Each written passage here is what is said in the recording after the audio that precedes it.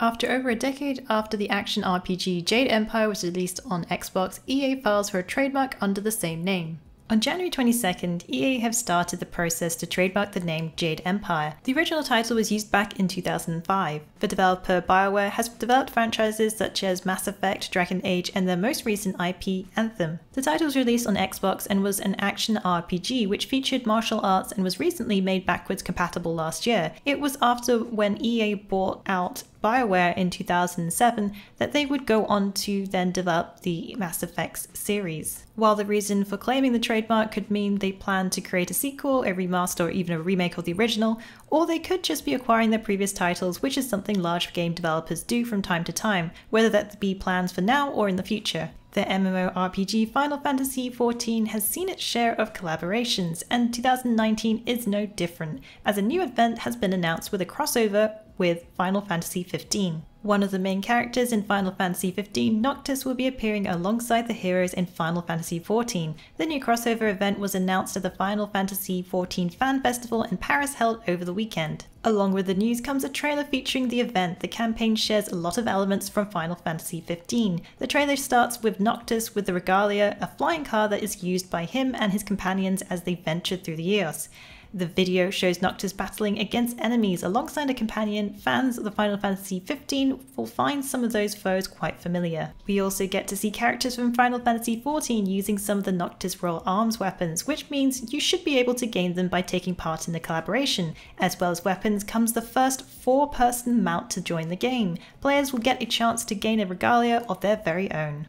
Black Desert is getting its launch on a new platform. On March 4th, Xbox One players will get to play the MMO. If you want to test the action-packed Black Desert, you can check out the demo, which will launch at 12 AM PST on February 14th until 11:59 PM on Sunday, February 17th, 2019. The final version of the beta adds some new features and fixes, which includes trading. Photo mode has been enabled, motion blur has been turned down, and reduced looting time, chat can be turned off, and all quest bugs from Beta 1 have now been fixed. The developers Pearl Abyss have also announced via the blog post on their website that they are testing their first node war. This mode allows guilds to build forts in an area and battle in PvP to gain control of regions. Players will need to join a guild in order to take part of the action. If you want to take part in the demo, all you need is an active Xbox Live Gold subscription and download the beta from the Microsoft Store.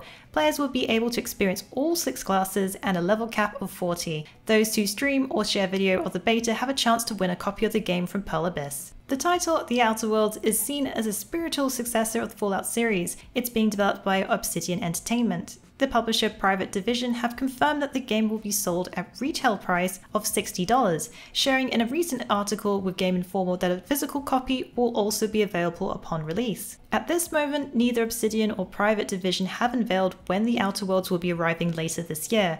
However, we have learnt of some core details since its reveal a few months ago. Some key features to focus on include that it won't be a traditional open world RPG, instead of gaining a world to openly explore, but instead travelling to different areas located on 2 planets. While players will have plenty of places to venture through, the universe won't be as extensive as other open world games. Fans will also be glad to know that the Outer Worlds will not have microtransactions. The Outer Worlds will release on PS4, Xbox One, and PC sometime later this year. The publisher Skybound Games and developer Beamdog have teamed up to bring some classic BioWare and Black Isle Studios RPG games to new platforms. The developer Beamdog has some previous experience in bringing classic RPGs to modern PCs with Baldur's Gate, Neverwinter Nights, and Planescape Torment. Now setting their sights for console, bringing some beloved fan games to PlayStation 4 and Xbox One.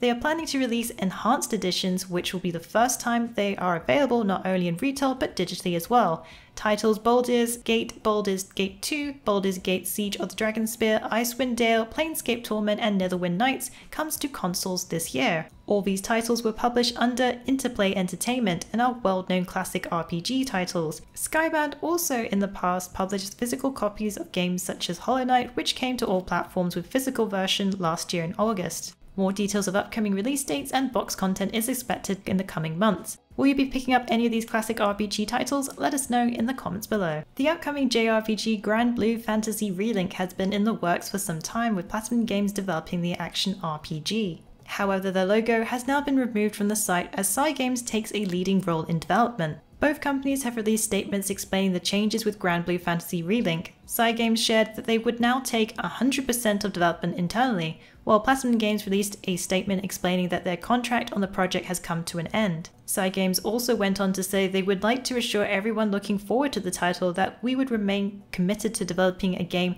that meets the expectations of our fanbase and gamers everywhere. The news shouldn't worry fans of the game, as this hopefully will not affect the timeline for the release of Granblue Fantasy Relink. Cygames released some footage of the in-game action in a video back in December of last year. Granblue Fantasy Relink currently has no release date. It will firstly launch on PS4 and hopefully be announced for more platforms later on.